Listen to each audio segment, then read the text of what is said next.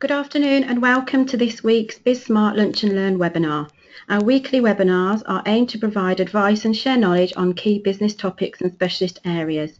Joining me today is BizSmart Select member Launa Brooks from Launa Brooks Management Development, and in today's webinar Launa will focus on getting the most out of our staff.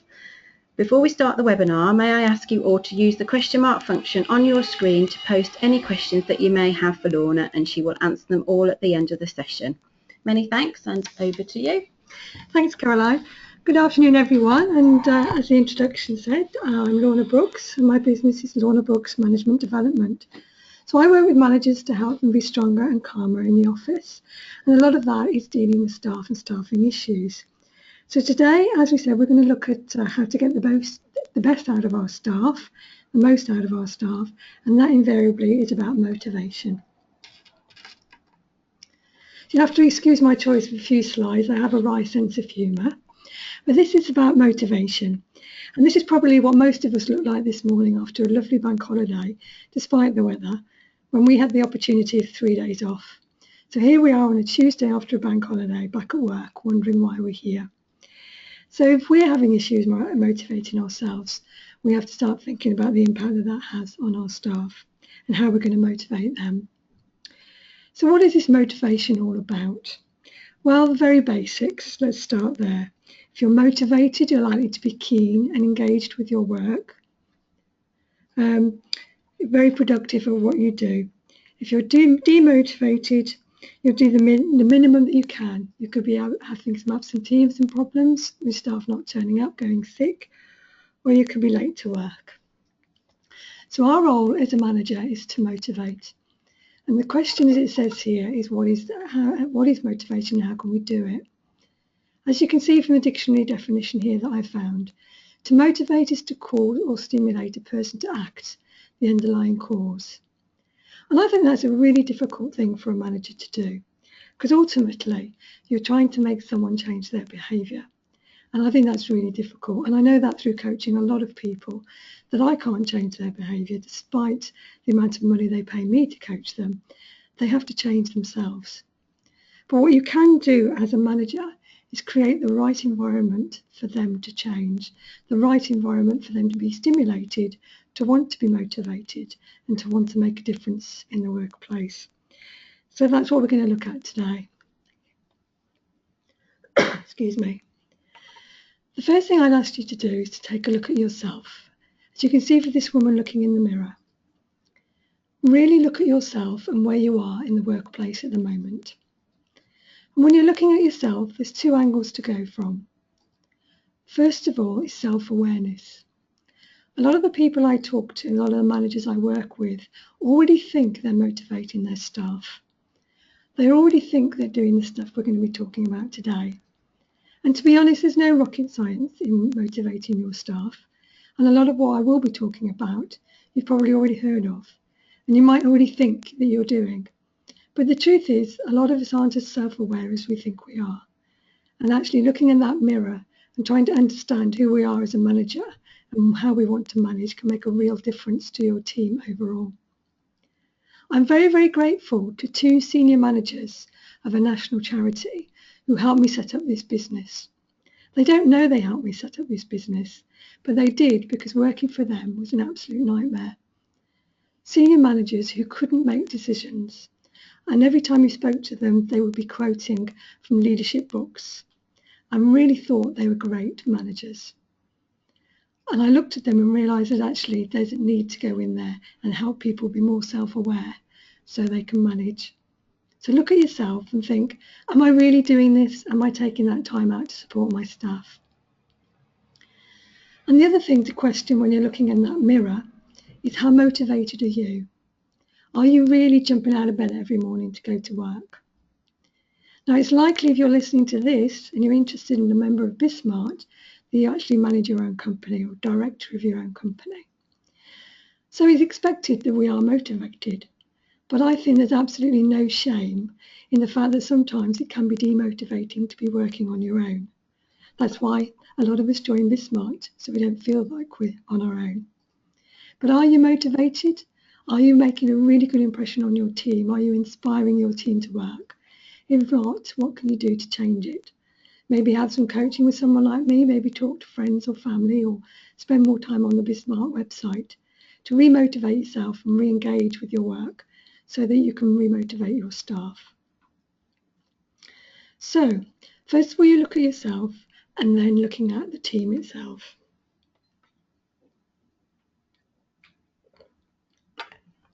Now, I think the role that money makes in the whole question of motivation is a really interesting one.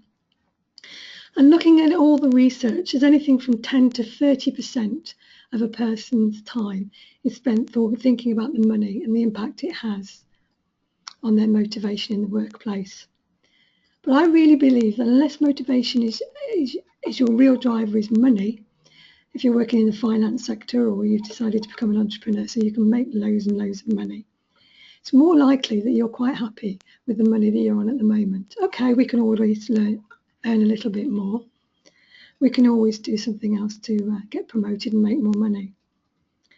But actually, the money that you're on is the money that you've chosen. It's the money that you valued yourself upon. You applied for the job. You went through that rigorous process. You accepted the job and you accepted it on that money. So 9 times out of 10, I find most staff are okay with the money. Yeah, they want more, but this will do. And if you look at the research at the moment, the millennials, try and get my teeth around that, the millennials, these are the guys that are coming into the workplace now from school. They are actually more interested in making a difference in the workplace. Yes, they want money, but they live in an affluent society and they're surrounded by it and used to having it. They really want to make a difference. So that's more important to them than the wages themselves. So I think, ultimately, it's about keeping your staff happy. But what does keeping your staff happy actually mean? This is really interesting as well. There's quite a lot of thought out there at the moment that you can just try too hard. I've got a friend, and where he works, they bring out fresh fruit every day. He says that he's amazed at how much money they waste on fresh fruit every week, trying to make their staff happy. You can overdo it by taking them out for drinks all the time. You can overdo it by letting them run amok. So really keeping your staff happy, it's about having boundaries so that they know where they can make decisions. They know where they can push those boundaries, and they know that they have a say in where those boundaries are. Latest research by Robert Half, it's a local recruitment agency from Birmingham, says the 2 main things people are looking for out of work are results and relationships. If they know they're making a difference, if the results are good, then they feel happy. And if the relationships at work are good, they're happy. So actually it's not about the money and it's not about the fruit basket. And with relationships, one thing I'd say here is really, really important, and that's to nip issues in the bud. If you're a manager and you know there's niggles going on in the office, someone's not making the tea, or someone's turning up late for work, then deal with that, because we need to put those boundaries back in place. Have you as a manager thought about the culture in your workplace? Have you thought about how you want the staff to behave, how you want them to work? Culture and boundaries, relationships and results are far more important to your staff than other things going on in the workplace. They'll have values. Are their values the same and consistent with your values? Do they share that mission? Do they share that vision? That's all really important. Now, moving on, these are 2 things I really think are most important in the workplace to help motivation. And they can make a huge difference to the relationship between you as a manager and your staff. The first one is confidence, and the second one is trust. So you as a manager, do you have the confidence to manage your staff effectively? Do you have the confidence to let them manage their teams, to let them make decisions? Do you have the trust in your staff to let them go off and make those decisions? Like I say, those 2 managers from the charity that I left didn't have confidence or trust in me to make those decisions. And that's one of the reasons I left. I'd like to think it wasn't anything I did. It was that bigger picture in their own minds. And lack of confidence and trust in your staff can lead to micromanagement. We hear that term a lot. What micromanagement effectively means It's managers who nitpick all the time. They're watching your every move. They're checking out what you do. They might not let you make any decisions. They might want meetings constantly for meeting's sake. I worked with an organisation recently who had an issue with two of their staff. One worked here in Worcestershire, and she worked remotely to her manager, who worked in London. The member of staff here, who was a coordinator level, was lacking in confidence, and she needed some decisions to be made for her. The manager in London was also lacking in confidence and liked to be in control, so she liked to make the decisions for this member of staff. And this relationship had spiralled almost out of control. Whilst working with a completely different area of the business, I could hear this member of staff ringing London 2 or 3 times a day sometimes, trying to get answers to the decision. And the manager in London was quite happy to give the answers because she needed to be in control. So I just had a word with the organisation and helped them support this couple through this situation. And what they decided was to actually change the line management of the member of staff in Worcestershire. She needed to increase her confidence, and by having someone local to Worcestershire to manage her, she could really make a difference. And that's exactly what they've done. And the local manager doesn't need to speak to her 3 or 4 times a day because she's beginning to set those boundaries back in place and allowing the person more confidence and more freedom to make decisions. And part of that is letting go. Your staff will make decisions you're not so sure about. Your staff will do things in the way that you wouldn't have chosen to do it. But ultimately, as long as they know where they're going and they're reaching those goals that you've set for them, you need the confidence and the trust in them to actually let that happen. Now, what if you can't trust a member of your team? What if you feel that you can't? The question you need to ask yourself, is that me or is that them? If it's you, then we need to look at your confidence levels and how we can manage that and increase your confidence. There's a lot of support out there, training, coaching like myself, books, YouTube videos to increase your confidence. If it's an issue of trust with your member of staff, then actually you need to have a look at that relationship and see how you can rebuild that trust. Okay. It might well be that you feel that you need to develop your relationship with your staff, so you certainly can motivate them. Every member of your team is different and every member of your team is individual, and that's ultimately the difficult thing about motivation. What motivates you won't motivate them and won't motivate all of them the same either. So it is about taking time out with them individually to find out what their needs are in the workplace. Are they bored? Are they challenged? Do they really enjoy their job? Which bits are they doing well? Which bits are they not doing so well? It's about listening to what they have to say, and not just listening but hearing what they have to say. You'd be surprised. Quite often, members of staff have the answer to the questions that you've been asking yourself for a long time. But if you don't have that good working relationship that's open and honest with your staff, they might not share. And there you are, wandering over an issue, when all the time those solutions were there for you.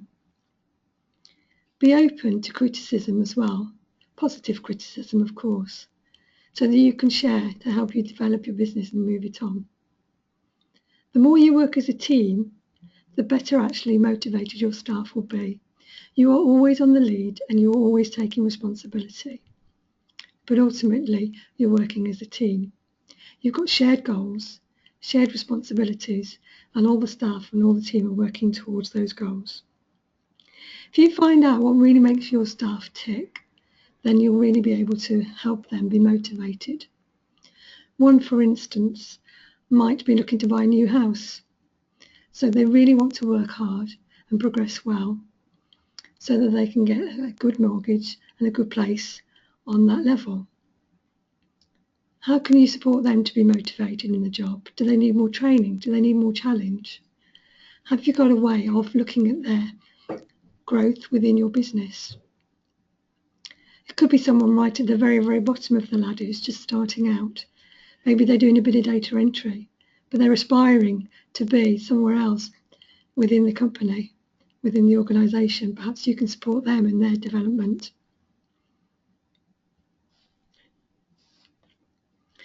And the one thing to remember over that time as you get to know your staff is actually it's a developing relationship.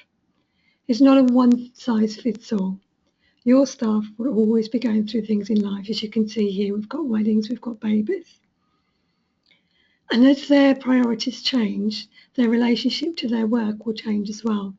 So if you're aware of that, you can actually think about it, maybe even for yourself, think about succession planning, think about supporting them through their changes. One big issue that's happening at the moment that a lot of us aren't really aware of within the management area is caring for disabled or elderly ill relatives. There's a huge hidden population of people caring for someone that they're close to, someone they love. Do you know anybody in your team like that? Do you know anybody in your team who actually needs some support because they've got those pressures at home?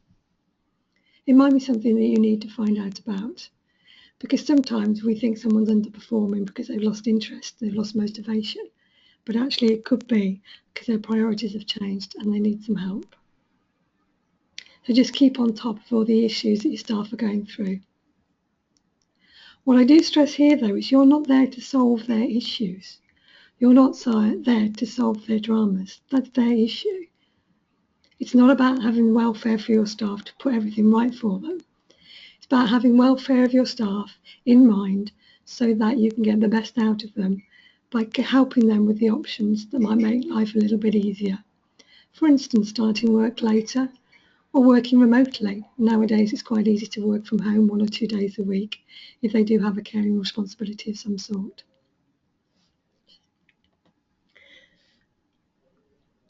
I love this slide.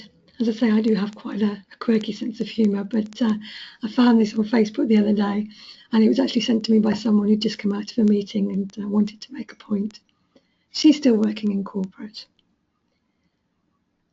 So your staff are different, your staff are individual, and it's all about really understanding what makes a difference to them and getting to understand how you can motivate them. Think about why you left corporate.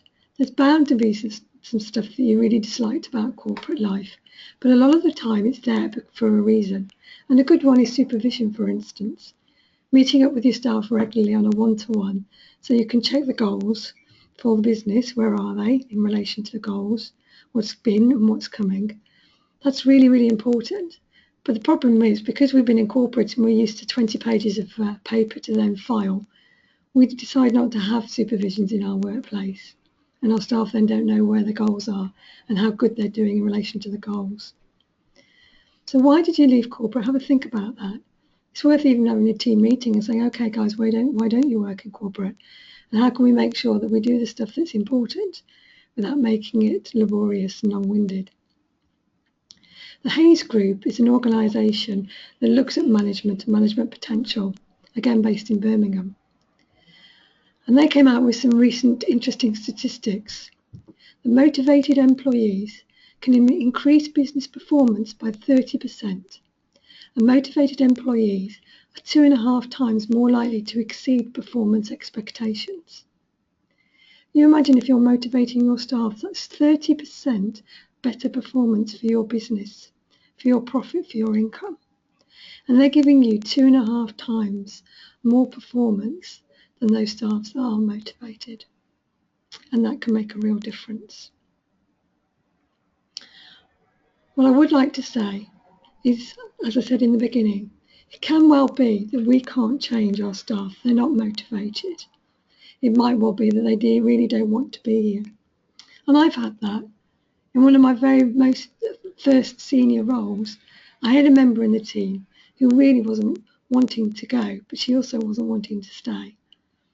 And I used to lay awake at night thinking, how can I motivate her? What can I do to make a difference? And with hindsight, the truth was I couldn't do anything. I couldn't make a difference because she didn't want to be motivated. So don't be distraught if you can't motivate your staff. But if you're using the tools that we've discussed today, You're really empowering them to make their own decisions, to do the job that you want them to do, to work towards the goals that you've set them in the way that they best work towards those goals, and empowering them to do that and thanking them for doing that. You'll find that your staff are more motivated, keener to work for you, and really working towards that 30% that we've been talking about. Okay, guys, thank you very much for listening, and I hope you've picked up 1 or 2 tips there for motivating your staff. Thank you very much, Lorna. Let's just have a look to see if you've got any questions coming through. Great. The first one is from Laura. You mentioned that trust is an important part of motivating your staff. What if you feel that you can't trust one of them for any reason? Well, that's a great one. We did mention trust, and I was looking at trust from the point of view of the fact that you as a manager felt you couldn't trust someone. And it could well be that that's to do with your confidence, but it could also mean that they've lost trust. And I had this situation in a role once, many moons ago, when I had a complaint from the local council. One of my staff, I was working for a different organisation, but one of my staff was working in partnership with the local council, and she'd mismanaged a case, and they'd lost trust in her, and therefore lost trust in the system that we were using. When it gets to that point, you've got a choice really. In this particular case, it was so serious, I'd start looking at discipline and capability issues. Discipline is obviously, has she gone outside her remit and I need to discipline her for misconduct? Or capability was, has she actually mismanaged that case because she's not capable of doing it? And in this particular case, I went down the capability route. But it could well be that you feel that trust can be developed, and it's all about talking to your member of staff and opening up and talking to them. Could be working with a coach like myself or a mediator. There's some great mediators out there to build up trust again with you and your staff. But if there really is an issue where you can't build up that trust because you don't think they're going to achieve in the workplace, you have an opportunity there to use your policies. And what I would suggest is if you don't have policies such as capability processes and your discipline processes in place, that you contact BizSmart and we can refer you on to some great HR advisors that will help you put those in place. You might not need them for 10 years, but trust me, when you need them, it's great that you've got them there. Thank you, Laura. Okay, thank you. Next question has come through from Simon. I find it difficult to find time to have proper sit-down one-to-ones with my staff, and I hated them when I worked for people. Are they really that important? That's a great one, Simon, and I'm not surprised to get that at all, because I think most of us hated one-to-ones when we were in corporate environment. And as I mentioned when I was talking, I think partly that's because the corporate environment made them so onerous. So much paperwork. I think once when I did an annual appraisal, it was 24 pages long. And the whole point of an annual appraisal is you look at the last year and say, this is what you've done. You look at next year and this is what you're going to do. And you just make sure that everybody is happy, the welfare is sorted, training needs are sorted.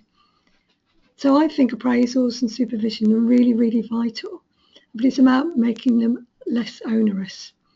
And if you get them in place so that you're seeing someone, say, once a month, once every 6 weeks, what you'll find over time is you'll be able to let that person take on more responsibility because you'll understand them more, they'll be more motivated and you can trust them more. So actually you'll find time for them better, if that makes sense. You will have more time to spend with your staff because they're taking more responsibility for you. And I can understand that you think at the moment you're finding time difficult to actually fit them in. But I do wonder a little bit whether that's to do with the fact that you don't want to do it. Because we have this thing with procrastination, don't we? There's a great book out there called Eat That Frog. And Eat That Frog basically means you get up first thing in the morning and do the thing you don't want to do. So maybe a 9 o'clock meeting with a member of your staff down at the local garden centre. Let's have a cup of tea and a natter before we go into work and just make sure that everything's on target. That way you've had your supervision, whatever you want to call it, one-to-one, you time, and set them on board for the future. That's what I suggest you do. Thank you. Another question's come through. one of my staff does lack confidence. I would like them to take more initiative. How do I help them do this? That's great. I think it's great as a manager that firstly you identify that they need some support, and secondly you're willing them to give that support. Because quite often we have a tendency to sort of write off our staff, thinking they're not capable for development.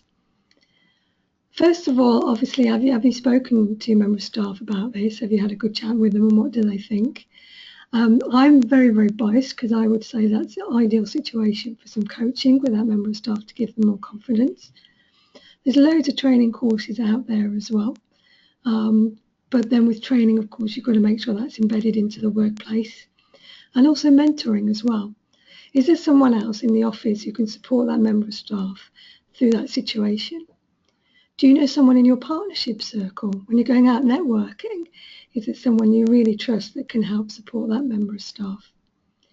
And is there someone out there who can second for a while just to give them more confidence and see how it works in another arena? Because that can make a real difference to confidence. And then have a chat with them about their supervision. How are you managing them? Is it working for them? Or is it something that's undermining their confidence? It really is a case of looking again at that mirror. Could it be that actually the way that you're managing them is undermining their confidence, like my colleague and the job I had recently? Are you allowing them to make that decision? How do they feel about making decisions? How do they feel about making the wrong decision? Have you really explained to them that there isn't a right or a wrong decision? There's not a right or wrong way of doing things. There's just a different way of doing it. And you're going to support them, as long, of course, you're reaching the same goals. So lots of different options there. The first place to start really is to make sure you've got rapport with that member of staff. You can talk it through and see what sort of help that they want, and make sure you engage them in the help. Quite often when I first start coaching someone, I have to explain to them that it's not counselling or therapy, because their manager has just called me in and said, this person's going to help you out. And they think I'm going to give them some counselling, which is really, really off-putting. So make sure you discuss everything right the way through to the nth degree so they understand what they're getting, what support they're getting. And they appreciate that what you're doing for them is to keep them in the business. It's not to try and get rid of them. Is to keep them in the business because you value them as an employee. And ultimately that's what motivation is all about, is that you value your employees and you want to keep them. So good luck, have that conversation and get back to BizSmart if you need any more help. Cheers. Great, thank you very much. Thank you then, Launa, for joining me today and hosting this week's webinar. I will be sending out a copy of Launa's presentation and her contact details out to you all this afternoon. So I would just like to say thank you again for joining us, and we hope you make our Lunch and Learn webinars a regular slot in your calendar. They're every Tuesday at 12:30. Laura and I hope you have a great afternoon. Cheers, bye. Bye.